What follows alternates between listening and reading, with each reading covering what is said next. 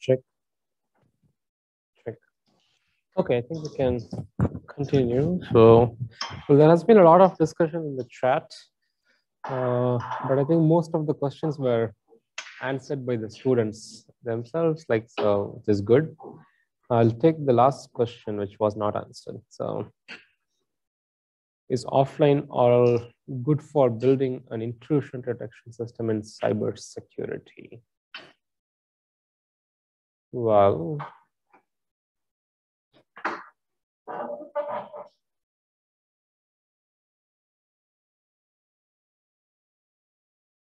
so it depends on whether, like, it depends on the constraints, right? Like, so if you can have a good simulator, then probably you can do sim to real.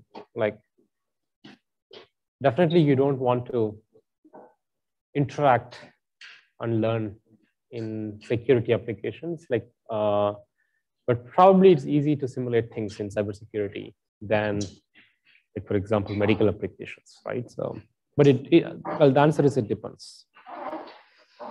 Okay, so let's continue.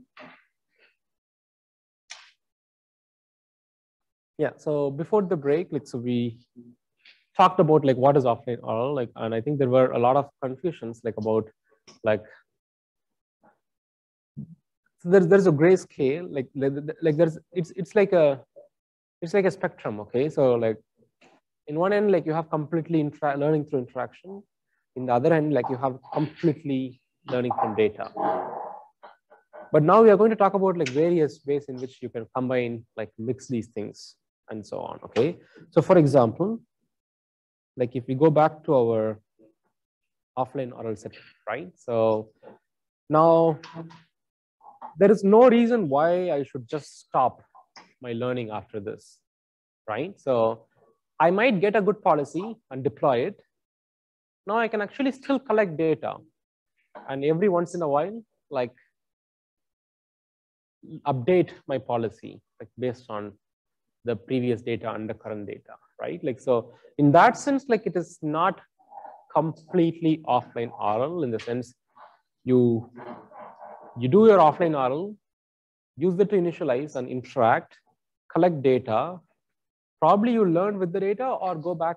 Well, I think still learning there is not a good idea, like, because if safety is the issue, like, you don't want to learn and update the policies without verifying that the policy is safe, right? So, like, so you will just collect the data and then go back to the step one and then do this process again and again, right? Like, so you can, like, do a mix of things. Like, the same goes for off policy oral. Like, even for a DQN, like, you don't need to always do both interaction and learning from data. Like, so in fact, I think the original DQN, like, so for every one step of interaction is doing 4 update steps. Okay, in general, it's a good idea to do more update steps, like, than, like, the number of interactions. Like, so that is in between, right? Like, it's not on policy, like, it's not online, it is not offline. Like, so it's a mix of online and offline. So you can do many such things. Okay, so now let's talk about, we are not going to talk about the offline oral algorithm to begin with, like, but we are going to talk about this spectrum. Okay, so the first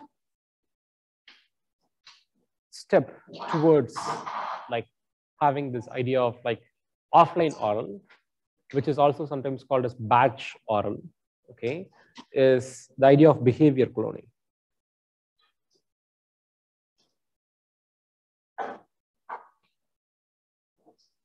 Okay, now what is behavior cloning?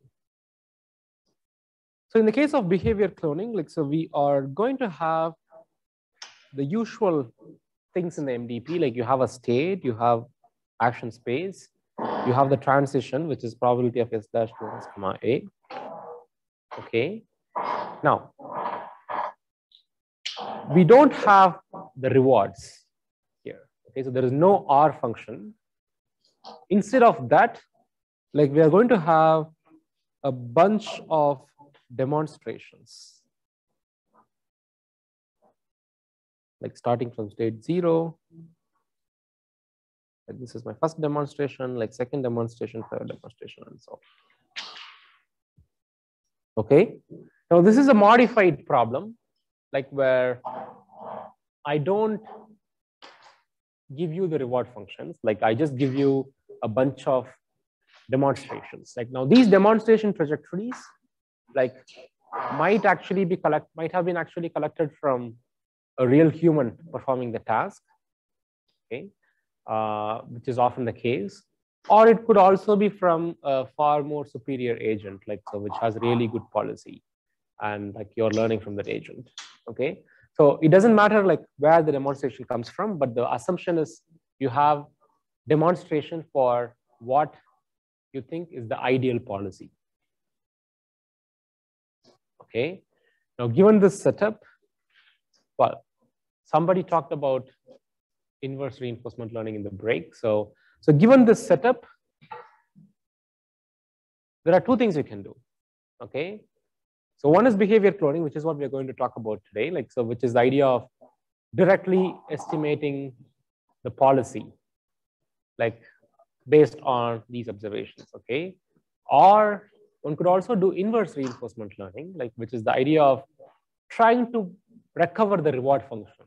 Like so, like trying to learn the reward function that would have caused this behavior, and then use that to come up with your policies, right? Like so, we will not talk about inverse RL today. Like so, we will just talk about behavioral cloning. So the basic idea in behavioral cloning, it is very similar to supervised learning. Like so, you have this bunch of demonstrations. Now you just need to fit this demonstration to a model. Okay. Now you can have a model which takes the state, like this is my function approximator, and it gives me the action. Now I can use simple like cross entropy laws, like or negative log likelihood laws, like so whatever the standard supervised learning losses that you have to fit the action, because the ideal action to take is given to you, unlike the original reinforcement learning problem. Okay. Now, this sounds like a much more superior thing to do, right? Like so, like if I can fit the optimal actions directly, like from the data, this should be superior to reinforcement learning, right? So, but it is not. So can you guess what are the challenges that one would face when you want to do behavioral cloning? Yeah. Generalization. Yes. Interaction you will encounter something that's happening. Yes, generalization is a big issue here. Okay, so when you're learning from data, like you are trying to fit to the data. Now, when the agent sees a completely new state, which it has never encountered, then most probably it will not know how to act. Okay. Now, this is not such a big problem in supervised learning because your predictions doesn't affect where you're going after, right? Like imagine you have image classification system deployed in cloud. So let's say once in a while it sees a completely new type of image it has never seen before. It is going to make a mistake. But then when there is a new, when the next request comes in, like it might know what it is, so it will make accurate predictions. Okay, but that is not the case with reinforcement learning. In reinforcement learning, just one out of distribution state is enough to spoil the entire trajectory. Okay, so let's say your trajectory is going like this, and like in this place you don't know how to act. This is what you should be doing, but you take a wrong action, and that could take you to, like, let's say minus 50 instead of plus 20. Okay. Now it is not the only. This is much more involved in the sense once you go. So reinforcement learning is a sequential process, right? Like so you have this problem of compounding errors. Like so, like once you make a mistake, you go to a new state. Unfortunately, you don't know how to act in this new state as well, like because Once you go out of distribution, like you're going to see a lot of out of distribution in the sequence, okay? So in a typical supervised learning setup, okay, like we make this strong IID assumption, which means that given a data set, all the examples in the data set come from an independent and identically distributed distribution, like setup, right? Like, so now reinforcement learning is not IID, right? Like, so it is in fact dependent. The whole process is dependent on what you did in the previous time step, right? Like, so it is, so like, let's say in the case of supervised learning, like you can have error bounds, which says that like you can have epsilon error, like when you make, like when you act, okay? Now this error is going to be quadratic, linear, it's going to be, it's not even linear, it's going to be quadratic in terms of the horizon, because in first step, you can make mistake, which means everything is affected. In the second step, you can make a mistake, which means everything is affected. In the third step, you make mistake and so on, right? Like, so like you have this compounded error because of the fact that this is a sequential decision-making process. Okay, I think there were a couple of questions, yeah? Yeah. Do you think like reinforcement learning is prone to adversarial attacks then, like since it's so sensitive to false action?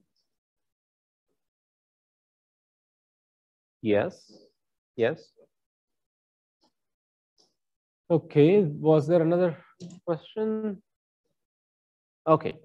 So now this is the issue with behavioral cloning. So the thing is, even if you have access to, well, this is, even if you have access to the true expert trajectories, okay, behavioral cloning is not ideal. It might require lots and lots of data, like to have better generalization, okay? So even after that, you can always mess up. Like one simple adversarial state is enough, like then the entire trajectory is screwed, right? Like, so it's not a very great thing to do, okay? Now, well, this is probably the simplest offline RL algorithm, right? Like, so like you had this batch of data, somebody gave it to you, you're learning a policy, you're deploying it. Like, so now what this says is like, if you do this naive offline reinforcement learning setup, it is not going to work. Like, there's going to be a lot of issues, okay? Now, how do we avoid this issue? Any suggestions?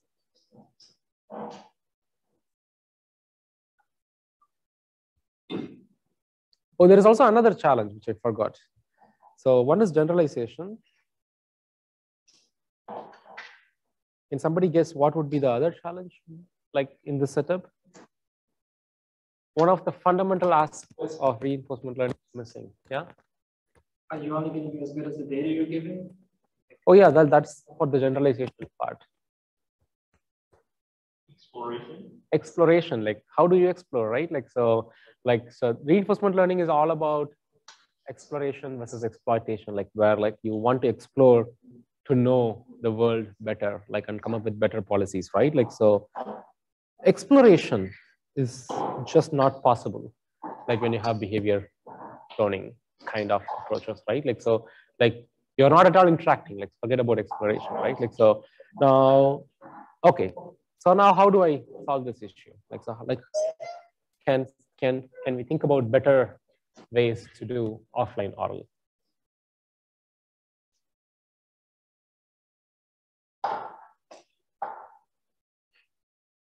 Yeah.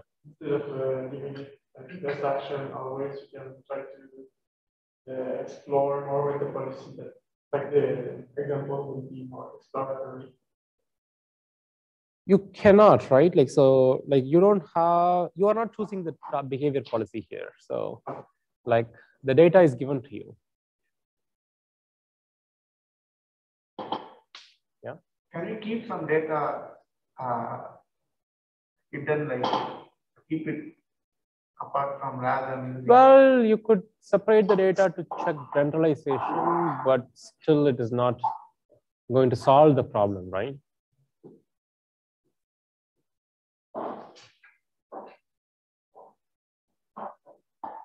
Okay, the easy answer is you cannot do it that trivially. Okay, so like we have to start making a lot of approximations. Okay, so now there are two ways in which we could approach this problem. Okay, so the first way is a very hard way, like where there's no way we are going to interact. Okay, so we only need to work with what we got. Okay, that's a very hard problem. But the second way, maybe first let's talk about the second way, which is, let's say I relax this constraints a little bit and tell you that once in a while you can interact, but you have to behave properly. Okay, so like with extra constraints that like you cannot behave in ways which is going to be risky. Like so, with those constraints, like once in a while you can interact. Okay, so the moment I make this relaxation, we can actually have good algorithms like which would keep improving. Okay, so we will see one such example, like which is the idea of dagger. Okay, so it stands for data set aggregation.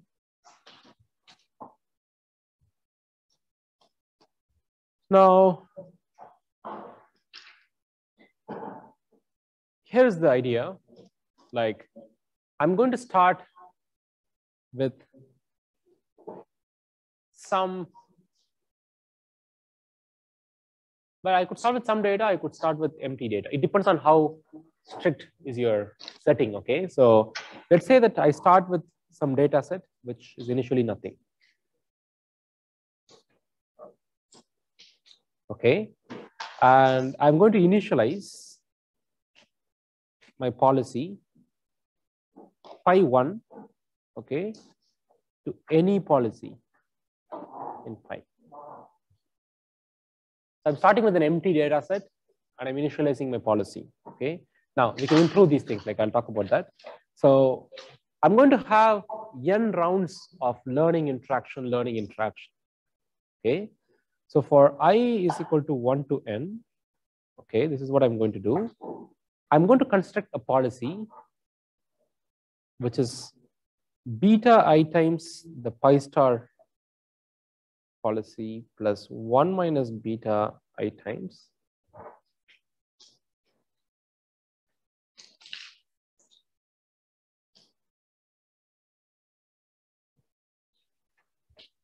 okay, well, let me maybe first write on the next line. So I'm going to sample t-step trajectories using pi I, okay, and then I get a new data set which is a bunch of yes, comma pi star of yes of visited states and actions given by expert. And then I aggregate the data set. Okay, so then again I train pi I plus 1. Okay, but maybe I forgot to copy the algorithm as usual, so I have to write it on the fly. Okay, so now how does this algorithm work? So you have some policy, okay, and you also have the experts data from which you have learned this pi star. Okay, so with probability beta I, which is very large, you will act exactly as the expert's policy. Okay, however, once in a while, like with probability 1 minus beta, you're going to act with your learned policy. Okay, and you're going to collect some data.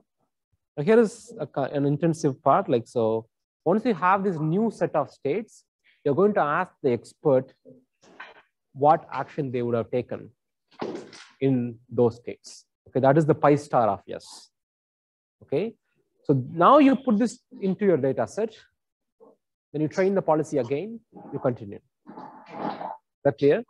So in some sense, we are exploring because we got the opportunity to interact. Okay, so how are we exploring? Like we are exploring by trying once in a while like new things. okay, which my behavior policy would actually do, okay, which my target policy would actually do, okay?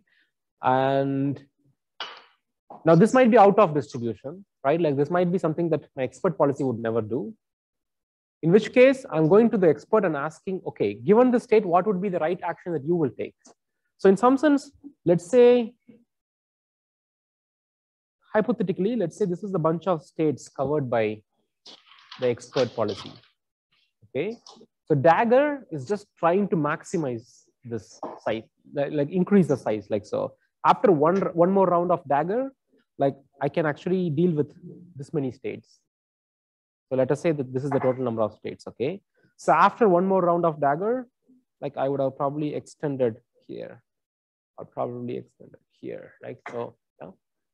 So what happens if you don't have data for some particular state, which you ended up visiting because of your exploration?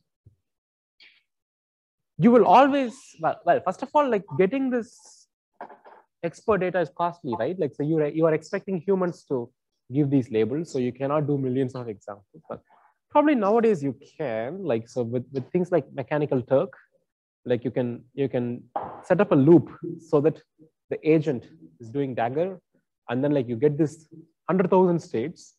Now you want to know how to act in these 100,000 states. You can just pass this to, like, in theory, 100,000 humans through Mechanical Turk. In 1 second, you get the answer, right? So you can scale it up if you want. But I think your question is more about, like, what if we don't get? We will get some answer, right? Like, so if the human says he doesn't know how to act on that state, like, we probably just don't ignore, like, just blacklist that state, right? Like, so, like, here is another thing. When you deploy these kind of systems in real life, it is not just going to be plain, like, elegant learning algorithm, right? Like, so you're going to have a lot of pre-processing, you're going to have a lot of post-processing. So you cannot act directly based on, like, whatever your model's prediction is. Like, so, like, for example, like in safety critical applications, you can have this blacklist of states. So for example, let's say I have a robot which is like almost in the edge of falling down. Now, if I can recognize this as a blacklisted state, then I can have this extra routine, which is not the reinforcement learning agent, which will kick in and say, oh, now I should stop acting and just stay here so that somebody can recover me. So if you really don't have a good action to take, then you should just stop. Okay, so any other questions?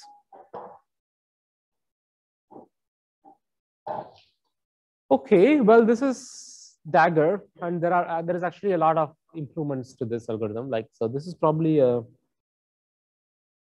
don't know when it is. Like, it's probably 2003 or like something like 2000s. Okay, so there is actually a lot of work in this direction of like learning as much as you can, and then like interacting with the world, going back to learning as much as you can, and so on. Okay, so which I think you should always do, like even for like any deployed RL agent. Okay, so now let's go to the harder problem, which is the problem of like improving this kind of behavior cloning approaches by just using like data from like by just using the data set. Okay, so there is no interaction.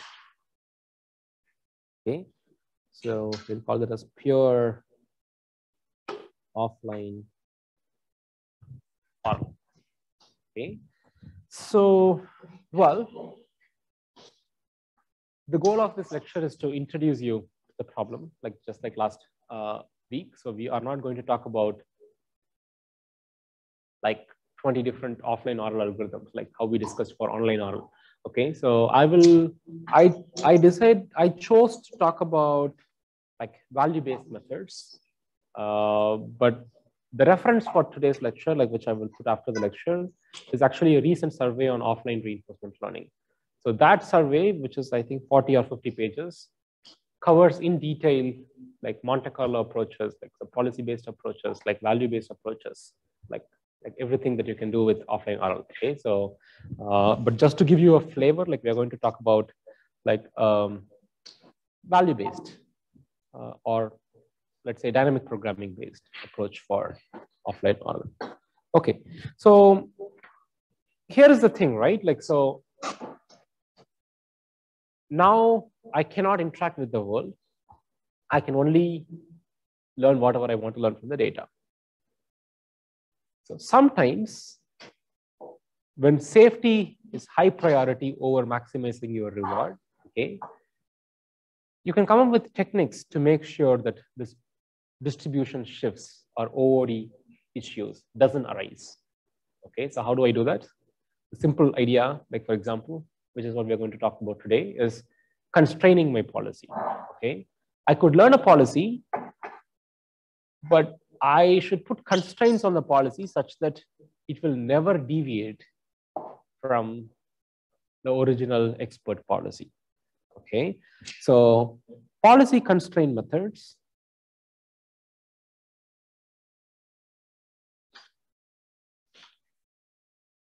Okay, so either either explicitly or implicitly, like they make sure that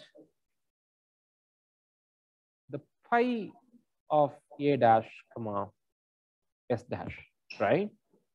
So is close to the behavior distribution. Phi beta of A dash given S dash. Okay. Now this would make sure that the Q function is never queried with something that it has never seen before. Is that clear? Now the question is, how do I constrain my policy so that like it is lying as close as possible to the behavior distribution? So, well, I think there are a lot of trivial ways to do that. Like, so any suggestions?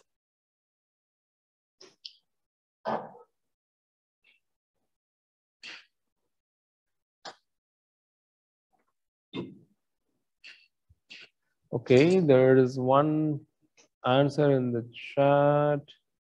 But there actually, okay, there I missed a question. So there's a question. Are we not introducing bias by asking experts and in Dagger, I guess? Like, so, well, if you are biasing, it is a good bias, right? Like, so like our goal is to behave as much as the experts are behaving in the task. So we are biasing, but it is a good bias. Okay, so now the answer for my question, like I think somebody is suggesting importance sampling. Okay, but how is importance sampling helping you with constraining the policy?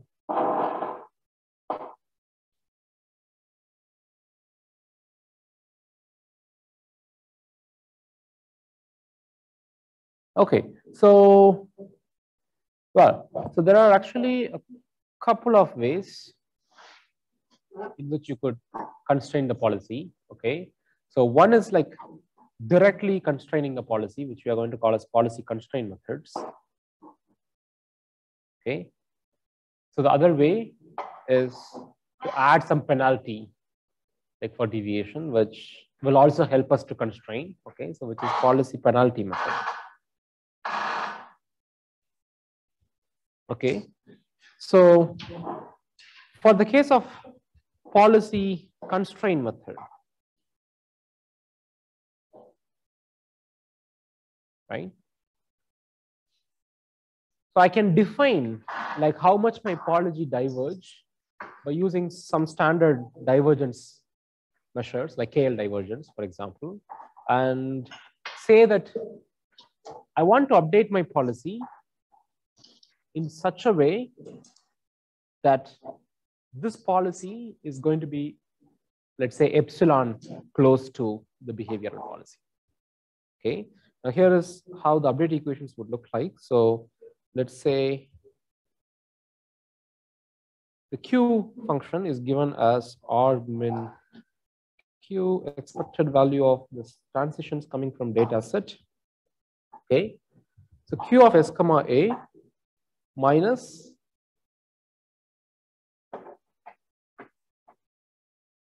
R of S comma A plus gamma times expected value of, if you are taking an action with respect to the policy, QK. pi of s dash a dash, the whole square. So this is the whole square. Okay, well, I'm sorry for switching notations once again. Like I think one of the things I want to do before the next edition of the course is like really unify all these notations. Different papers really use different notations. Like so, but this is the same old like value error that we had, like which is r plus gamma times next state minus the current Q value, right? Like so, I think for some reason this paper is reversing things. Okay. Anyways, now the difference comes in the policy update. Okay, so when I update the policy, okay, in policy iteration, so I'm going to say find a policy, okay,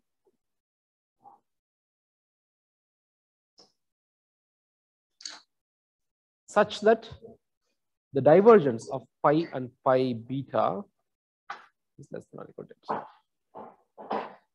Okay, that's clear. Now this is the policy iteration for off policy oral. Okay, sorry, for offline oral with the policy constraint. So like I'm updating my Q values, but when I construct the policy, like I find the policy which is epsilon close to the behavioral policy, like or the experts policy. Is that clear? Now this is one way to do it. Okay, so which has been used in a lot of recent papers. Now the other way to do this is by adding penalty itself. Like now this penalty can be added to the reward directly. Okay, so how do I do that? Like so, let's look at one example for that. Policy penalty methods.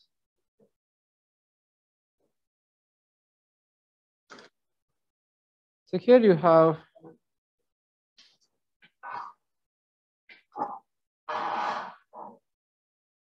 the same update equation, okay, but with a little change. So now in the original update equation, we had we had r of s comma a plus gamma times expected value of q k pi of s dash a dash.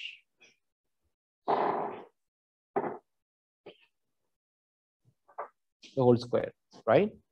So this was the original update equation.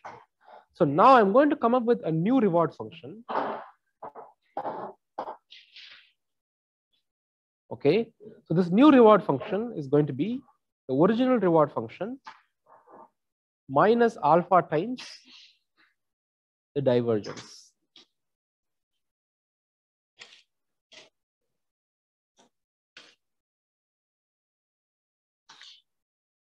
So I'm maximizing the reward, which means I'm minimizing the divergence. Okay, so now I'm directly adding this to my reward function, right? Like so now all I have to do here is like I'll just put this as r hat. Okay, and now the pi k plus 1 is defined as r max over pi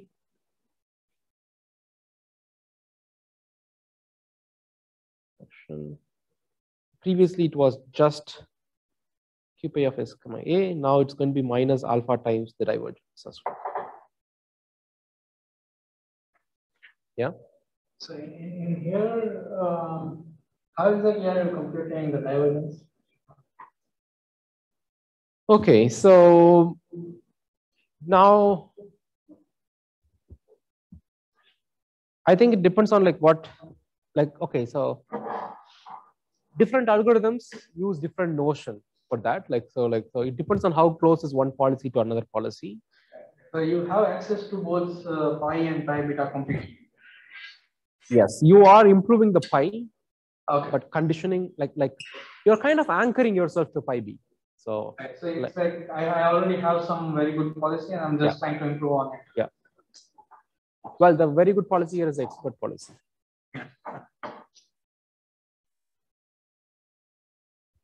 So you're kind of learning a little bit out of distribution, like, but as much as allowed by the constraints. Okay, so any question?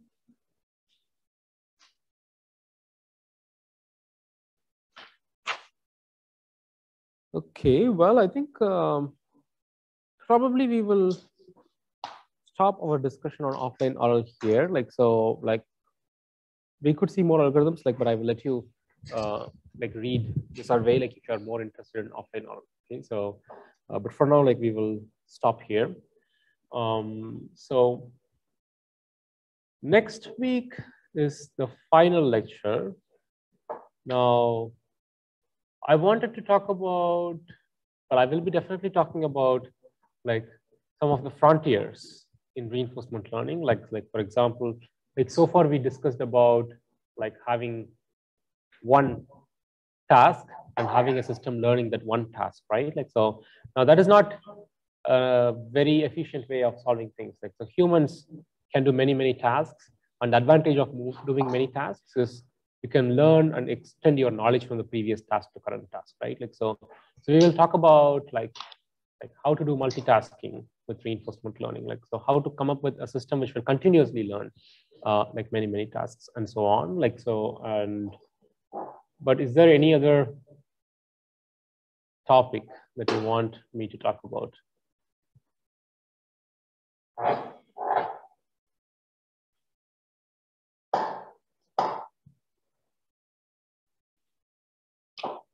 Well, if you have any topic to talk about, if you have any topic for me to talk about, like, mention it in the anonymous Google feedback form by end of the week, okay, so that I have enough time to prepare. But I will also give a complete overview of like the course once again as a quick recap so that it's useful for your exam. Yeah. About the topics you could address, maybe a few words on the security aspects of reinforcement learning. So can you repeat the question? About the topics you'd like, yeah, we would like you to address maybe the security aspects of reinforcement learning and how. I mean, that was an interesting question about that. Yeah. Okay. Okay. Yeah, I will. Okay. But can you also put that in the form so that it's in there? Okay. Yeah, I will talk about it. Okay. Well, if there are no more questions, then we can finish 10 minutes earlier today.